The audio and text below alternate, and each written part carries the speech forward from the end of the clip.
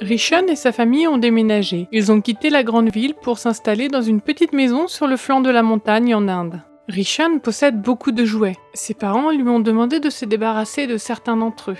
« Tu n'as pas besoin de tous ces grands jouets, » lui dit son papa. « Tu vas être tellement occupé à d'autres choses que tu n'auras plus le temps pour eux. » Sa maman lui a parlé des enfants vivant au village, tout proche de leur nouvelle maison.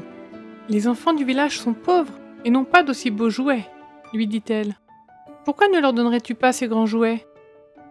Rishon est un enfant obéissant, et cela ne le dérange pas de donner ses grands jouets aux garçons et aux filles du village. Ceux-ci sont tout excités de recevoir ces cadeaux, et n'ont jamais possédé de tels jouets. Rishon est tout content de voir leur joie, car il se sent si bien quand il fait quelque chose pour les autres. Les jours passent, Rishon se rend compte que ses parents avaient raison.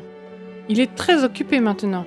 Il étudie à la maison. Sa maman lui enseigne l'anglais, le hindi et d'autres langues, et son papa lui apprend les maths et les sciences. Quand il n'étudie pas, Rishon travaille au jardin avec ses parents. Il plante des herbes, récolte le maïs, les pommes de terre et d'autres légumes. Chaque jour, il mémorise 3 versets de la Bible. Au bout de quelques mois, il a pu réciter plusieurs chapitres de mémoire, y compris le psaume 23 et Hébreux 11. Il n'a maintenant même plus vraiment le temps de jouer avec ses petits jouets. Alors il en a donné quelques-uns aux enfants du village. Ceux-ci, particulièrement les petits, sont vite devenus amis avec Rishon.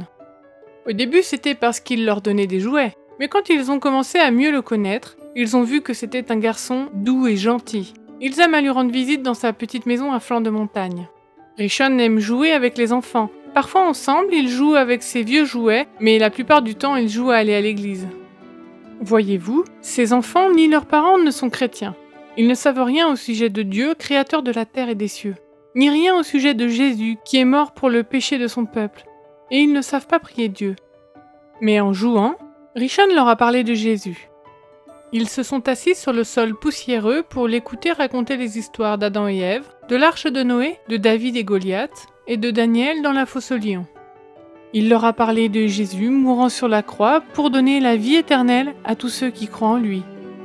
Il les a invités à prier Jésus et leur a montré comment faire. « Bon Père, a-t-il dit, merci d'être notre meilleur ami.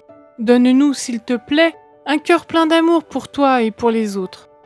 Par le nom de Jésus, Amen. » Les enfants ont commencé à copier les manières de Rishon et ils ont raconté à leurs parents les histoires de la Bible. Alors certains d'entre eux sont venus poser des questions aux parents de Rishon pour en savoir plus au sujet de Jésus. Aujourd'hui, Rishon n'a plus beaucoup de temps pour jouer avec ses anciens jouets. Il est trop occupé dans son rôle de missionnaire pour Jésus.